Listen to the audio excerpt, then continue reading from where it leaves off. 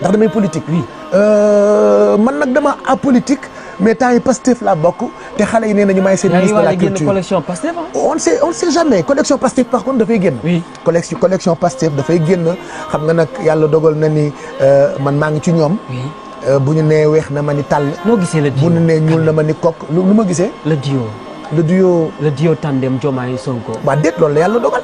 noo ko gisee. dara kontaan ci am ci fierté. oui kontaan ci ñoom ñaar. yàlla na yéen bi oyof ci seen kaw. allahumma amiin. premier ministre bi yàlla na ko suñu borom jàppale ba yéen bi oyof ci kawam. président bi itam même chose il est correct ce matin nag j'en parlais ak Pape Alé Niang directeur général bu RTS.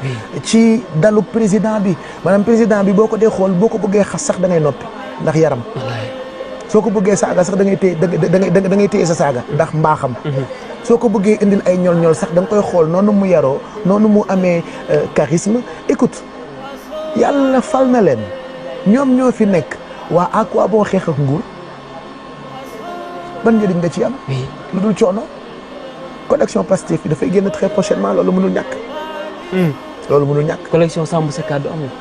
waaw loolu tam mën na ñëw après mais pour le moment ci collection Pastef laa toll. ma nga doon dégg tey suba ngay wax ci waxu Bougane. waaw naan Bougane c'était un bon journaliste. oui Bougane au-delà que nit ñi li ñu xam ci moom. fii la doon liggéeyee Bougane. maanaam Bougane li ma nekk rek ci téléem ni lii may def nii médiateur di sensibiliser di motiver di inspirer Bougane ci gën a jekk Bougane fii la doon liggéeyee. agent wu Youssou Ndour la woon maanaam ñoo daan posandoo taxaw ci balcon bi di rêver Bougane Walfadjri la nekkoon di fa revue de presse. ak di présenter journal wolof. kenn dàqu ko baat ci rajo. si ce même Bougane bi jamono doxee moo tabax building en face fi RFM nekk. c'est ce même Bougane qui a créé des emplois comme ni ko Youssou defee sans l'aide de personne Bougane xaarul kenn coow lee fi nekk rek ku nekk naan Bougane lii Bougane la waaye nag nañu ko waxal dañu ko xamal ci ay jéego yoo xam ne def na ko pour cette jeunesse sénégalaise Bougane a créé des emplois et continue de créer des emplois moo tax moom toujours su ma ko dee gis sama xel ci loolu lay gën a nekk. voilà moo tax ma yab ko sonal ko parce que Bougane à la base sama xarit la sama mag la et c'est lui qui me disait tout le temps Pape tu sais le soleil brille pour tout le monde. man agent wu Youssou Ndour la fii Youssou toll dinaa fa toll te bi jamono doxee def na li Youssou def. créer ay emplois. voilà. merci Pape. je t'en prie. merci beaucoup kontaan naa Albourakh. jërëjëf. kontaan naa trop ci daje bi. Pape lu ma la bëggoon a tegal nga déglu ko. waaw mais Babacar moo nekk sama nopp yi naan ma temps bi jeex na. wax na dëgg man sax aw ma temps mais foo ma tegal la ko Pape. ndax xam naa ne yaa ngi waaj a dem ca ki nga xam ne itam sama xarit la. di Dogo. moom nit ku baax la moom tamit daal Dogo. nit ku baax la. Pape lii foo ma tegal la ko. bu ko defee ñu bànneexu ci tuuti ndax yaa daan wax.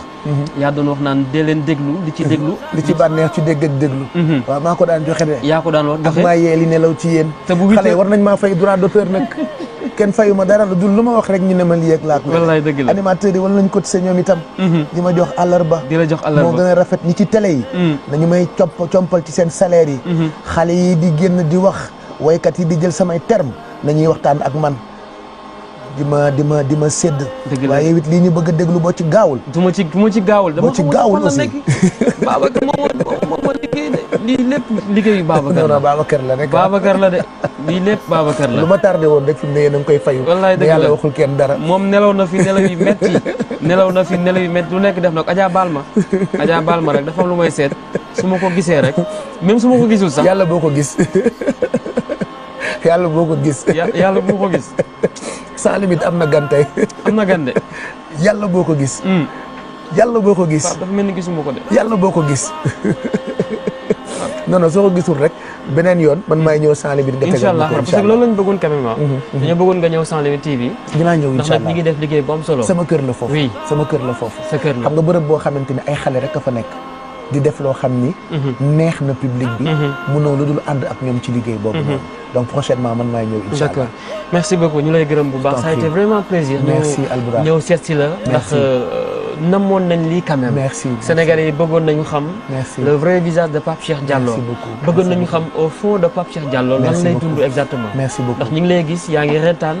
yaa ngi kaf alors que. yaa ngi dund loo xam ne nii. merci beaucoup kooko wax loxo daj gémmiñ. en tout cas ñu ngi gërëm équipe bi yëpp nga xam ne ñoom lañ fekk fii. merci rêve la ñun itam.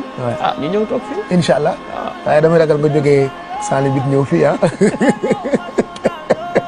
ndax sama goro. xam naa sa jikko fu Aïda bu Baye dem nga dem fa. loolu dëgg la moom. waaw ba ngeen préparé. dama sax ngay bil ko média Aïda bu Baye TV. xam nga ñoom Baye Ndiaye jël nañ sama tur. Baye Ndiaye nag il faut nga porter ko plainte parce que jël na sa alburax bi. voilà su ma fa demee ci médiateur bi naa ko ne dellool jàmbur bi turam. foo dem ndax lamb la ñuy def. ok boo fa demee looy wax. kon naa toog waaw kon naa toog dama foogoon ni lépp lay def mais quand même maa ngi gërëm seen internautes yëpp.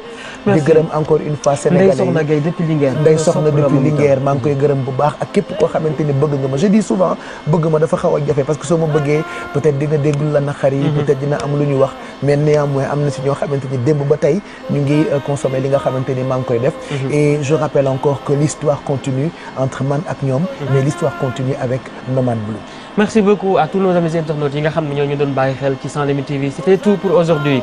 Pape Cheikh Diallo Alaaji Baye Cheikh plutôt moom lañ dalaloon tey ci Sans Limites TV Sambouri Médié Samba Ndiko Michel Ndiaye mi ci Jamoor Baye Doxandéemi bañ ko daan